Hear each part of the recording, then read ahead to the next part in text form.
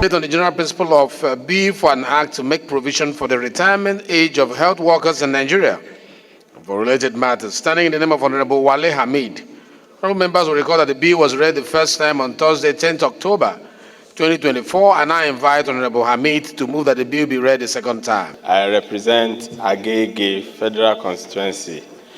On this beautiful day, sir, I rise to lead the debate on a bill for an act to make provisions for the retirement age of health workers in Nigeria and for related matters. Mr. Speaker, honorable colleagues, I remain Honorable Mukhtar Tolani Shagaya. I represent Nigerians, starting from Ilorin West, as a federal constituency of Kwara State. Mr. Speaker, I rise to second that this bill be read for a second time. This bill, Mr. Speaker, sir, and my colleagues, seeks to give health workers the opportunity to stay longer in service and retain experienced professionals in service to train people who are coming in as other people are going out. Number two is retirement through public service rules by the age of 60 or service for 35 years. We cannot stop JAPA because of fundamental human rights of the individuals concerned. But this bill seeks to allow healthcare professionals to extend their service years from 60 to 65 years and 35 to 40 years, which one is earlier. Essentially, sir, and specifically, clauses 2 and 3. Clause 2 provide for health workers in Nigeria shall compulsorily retire on attainment of 65 years of age or 40 years of pensionable service.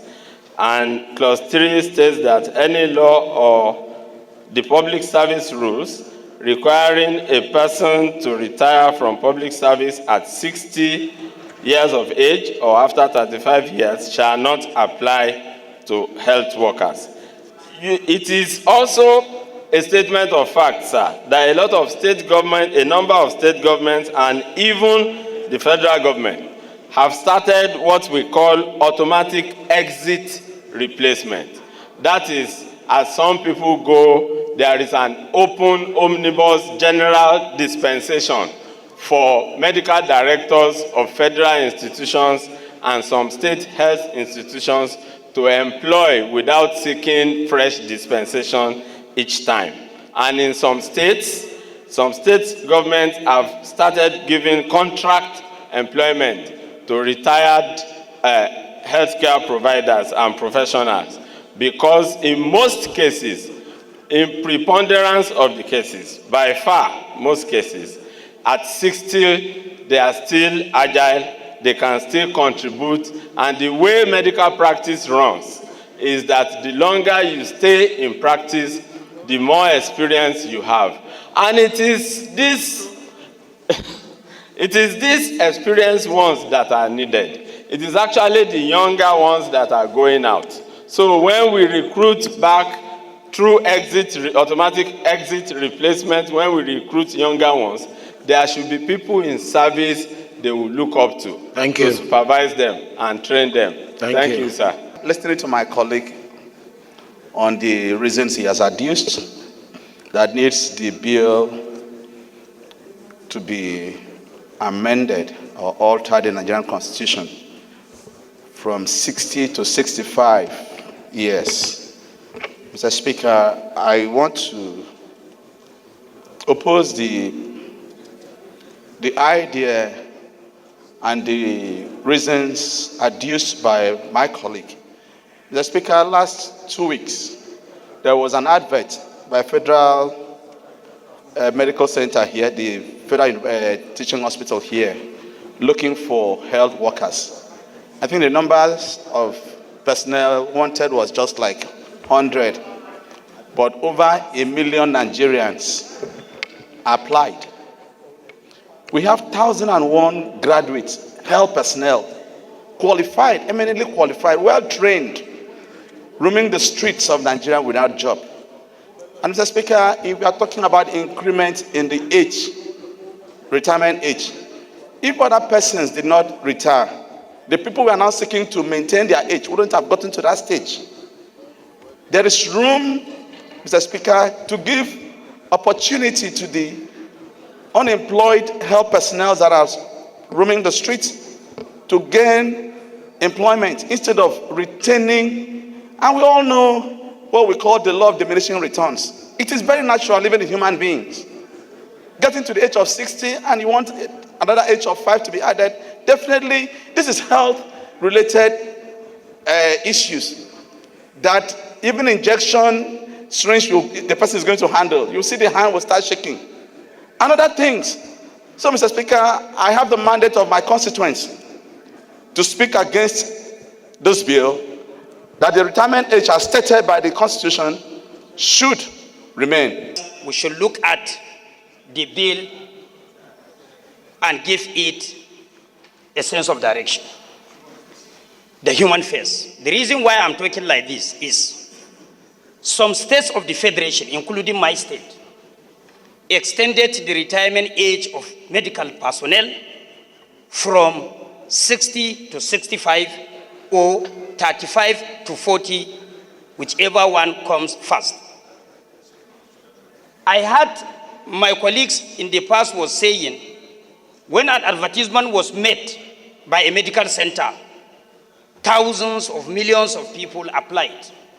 Sir, whenever a medical center or teaching hospital is recruiting, they normally specify exactly what they want. In the event where they said everybody should apply, you have more than 90% of the applicants coming from non-clinical part of the hospital. If today you are going to advertise that you need medical doctors only for our teaching hospitals across the country, for our federal medical centers across the country, I don't think you can have that number he was quoting to apply for work. Another thing, the reason why Dr. Hameed is emphasizing on the extension of 65 years instead of 50, we should understand he's a repute medical doctor of international repute.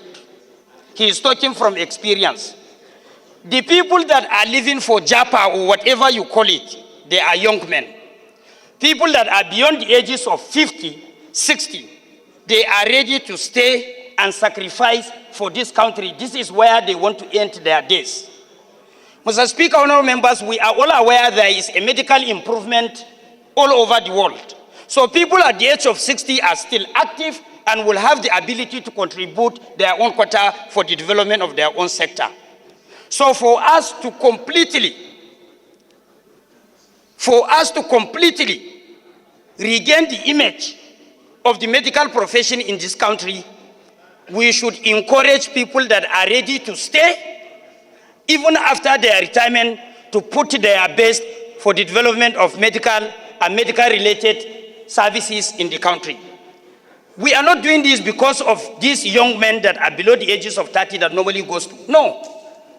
Those that are beyond 50 and they are ready to stay even after retirement. That's the most important thing.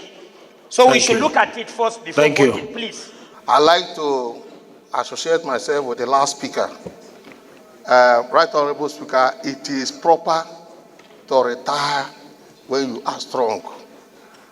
It is proper to retire when you can go home and farm and do some other things. You know, it's not proper to keep extending service year when we have those who are not employed. Every year we turn out, how many universities do we have in this country? Government universities, private universities, every year they turn out to roll out graduates. Where will they work if we begin to extend services of those already engaged? So I speak against this bill based on this, and I call on our colleagues to kill this bill, to kill it. The young shall grow. We shall allow the younger ones to take their position. I'm making this contribution based on experience. I'm a health economist too. I work in the Ministry of Health. I want our colleagues to differentiate between a specialized level and non-specialized level. Today, sir, judges' tenure have been extended. Teachers' tenure has been extended. The lecturers. Now, I will give you a very good experience. If you go to Federal Medical Center here, there are a lot of vacancies for consultants because the consultants are not there. And they had to retain those that have already retired. Your Excellency, sir, those that are retiring now are even waiting for employment from external agencies because they know their worth. These are people that are very, very important. We should look at this, please, with a very good face value. I'm not saying this because I want to support my doctor here, but I'm telling you from the experience now, as soon as a medical doctor, a consultant retired, he is waiting for an employment from an external agency because they know his worth, they know his input. The experience is there. So I want my colleagues to give this, to support this bill. It is very, very important. Especially when some of you are above 65 and you're sitting here and your hand is not shaking and you're still making bills and motions. The debate they have laid here is actually strong. Let me ask the question. Those in support of this motion say aye. Those against say nay. Even Eshe, did he say nay? The ayes have it. For our health security, to secure our health space, we need to have the experienced doctors in our midst, helping us. Thank you very much. Nice bill, I must say, nice bill. This bill is referred to Committee on Health Care.